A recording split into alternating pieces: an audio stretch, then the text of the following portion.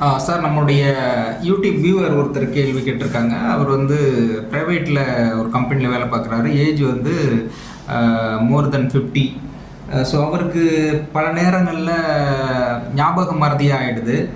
அதனால் அவர் என்ன நினைக்கிறாருன்னா, ஏஜ் ஆக ஆக ஞாபக மறதி ஆகிடுமோ, ஒருவேளை அதனால நமக்கு ஞாபக மறதியாக இருக்கா அப்படிங்கிற சந்தேகம் அவருக்கு இருக்குது. பட் வீட்டில் இருக்கவங்களாம் மற்ற ஃப்ரெண்ட்ஸ்லாம் என்ன சொல்கிறாங்கன்னா, அவருக்கு வந்து டிமென்சியா அல்லது அல்சைமர் அந்த மாதிரி ஒரு டிசீஸாக வந்திருக்குமோ அப்படிங்கிற மாதிரி சொல்கிறாங்க.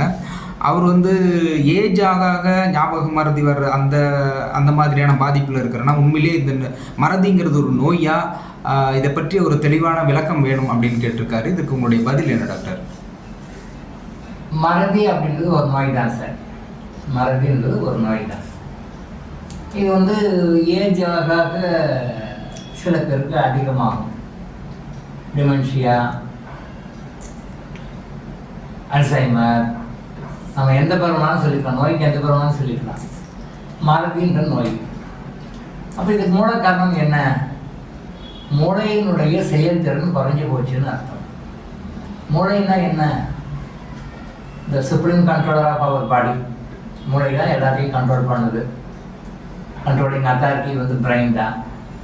அந்த பிரெயினுடைய பவர் வந்து டியூ டு வேரியஸ் ரீசன்ஸ் வந்து வீக் ஆகும். அந்த மூளையினுடைய நரம்புகளுடைய சக்தி வந்து குறையும் பொழுது இந்த மாதிரி அல்சைமர், டிமென்ஷியா, இந்த மாதிரி ஞாபக மறதி குறைபாடுகள் நோய்கள்லாம் வரும்.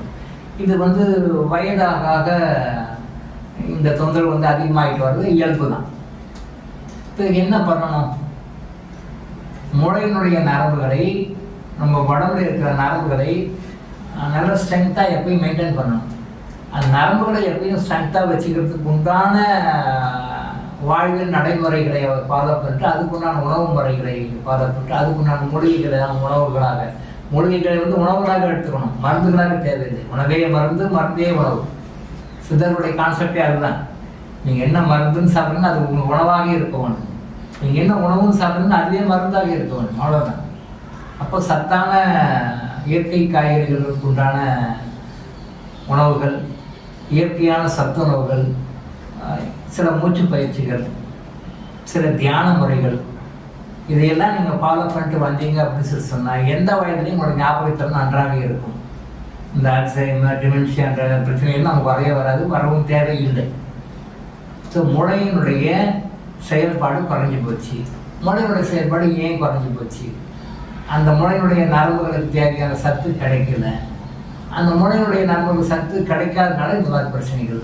அப்போ மூளையை ஸ்ட்ரென்தன் பண்ணுறதுக்கு என்ன உணவு முறையோ அந்த உணவு முறைகளை ஃபாலோ பண்ணிட்டு, மூளையினுடைய பலத்தை அதிகப்படுத்தக்கூடிய அல்லது மூளையினுடைய பலத்தை பலவீனப்படுத்தக்கூடிய மாதிரி விஷயங்கள் என்னன்னு சொல்லி தெரிஞ்சுக்கிட்டு, மூளையினுடைய பலத்தை அதிகப்படுத்துகிற மாதிரியான சில பயிற்சிகள், தியான பயிற்சிகள், உணவு முறையில் சில மாற்றங்கள், இதெல்லாம் கொண்டு வந்தாங்கன்னா இந்த மேட்டரை வந்து கேஷுவலாக சரி பண்ணிட்டு போயிடலாம். இது குணப்படுத்தவே முடியாத வியாதியோ அல்லது வந்து ஆயுட்காலம் முழுசும் மருந்து சாப்பிட்ற வியாதியோ கிடையாது. முதுமை ஒரு முக்கியமான காரணம், அது மாற்றுக்கிறது கிடையாது. ஆனால் முதுமை வந்துட்டாக்கே இந்த மாதிரி மறை நோய் வந்தே ஆகும், அதை அனுபவிச்சே ஆகணும் அப்படின்ற கட்டாயமும் கிடையாது. பொதுவாகவே நாட் ஒன்லி ஃபார் ஞாபக சக்தின்றது வேண்டாம். பொதுவாகவே மூளை வந்து எவ்வளோ ஸ்ட்ராங்காக இருக்கும் அவ்வளோ ஹெல்த் நல்லாயிருக்கும், ஆரோக்கியமாக இருக்கும். எல்லா விஷயத்துலையுமே வந்து மூளையை எவ்வளோ ஸ்ட்ராங்காக வச்சுக்கிறோமோ அந்த அளவுக்கு நமக்கு வந்து வாழ்க்கை நல்லாயிருக்கும், ஹாப்பியாக இருக்கும், உடல் நலமும் இருக்கும், மனநலமும் இருக்கும், ஆன்ம நலமும் இருக்கும். எல்லா நலமுமே இருக்கும்.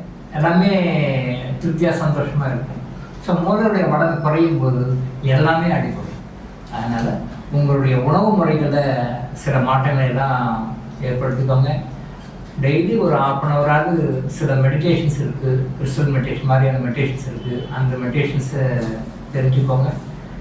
செலவே இல்லாத எங்கேயும் வெளிலெல்லாம் போய் அடையாமல் வீட்டுக்குள்ளேயே இருந்து செய்யக்கூடிய தியான முறை தான் கிறிஸ்டல் தியான முறை. அதுதான் இந்த கிறிஸ்டல் தியான முறையை செஞ்சுக்கிட்டு உணவு முறைகளில் சில விஷயங்களை மாற்றங்களை பண்ணிவிட்டு, இங்கே சாப்பிட்ற சாப்பாட்டில் சில விஷயம் நியூட்ரிஷன்ஸாக உள்ளே போகிற மாதிரி சில ஐடியாஸ் எல்லாம் இருக்குது. அதை நீங்கள் லைஃப்பில் ஃபாலோ பண்ணிட்டு உணவு முறையில் மாற்றத்தையும் தியான முறையையும் பயன்படுத்திட்டு வந்தீங்கன்னா உங்களுடைய மூளையினுடைய செயல்பாடு மட்டும் இல்லை, ஞாபகம் மறதி போகிறது மட்டும் இல்லை, உங்கள் உடலுடைய வலிமையும் அதிகமாகும், மனதினுடைய வலிமை அதிகமாகும், உடம்புல இருக்கிற நோய்களும் சரியாகும், ஆரோக்கியமாக இருப்பீர்கள். நான் ரெக்கமெண்ட் பண்ணுறது என்னன்னா கிறிஸ்டல் மெடிடேஷனும் கிறிஸ்டல் யோகாவும். இந்த கிறிஸ்டல் மெடிடேஷனும் கிறிஸ்டல் யோகாவையும் நீங்கள் டெய்லி ஒரு 1/2 1 hour ஸ்பெண்ட் பண்ணி நீங்கள் உங்கள் லைஃபுக்காக உங்களோட ஆரோக்கியத்துக்காக நீங்கள் இதை பண்ணிட்டு வந்தீங்க அப்படின்னா இந்த ஞாபக குறைபாடுகள்லாம் போய்டும், ஆரோக்கியத்தை அடைவீர்கள். So doctor Elango Ayush hospital வழங்கும் விழிப்புணர்வு இது. தொடர்ந்து இது மாதிரி பல அவேர்னஸ் வீடியோக்களை பார்க்க நம்ம சேனலை சப்ஸ்கிரைப் பண்ணிவிட்டு பெல் பட்டனை ப்ரெஸ் பண்ணுங்கள்.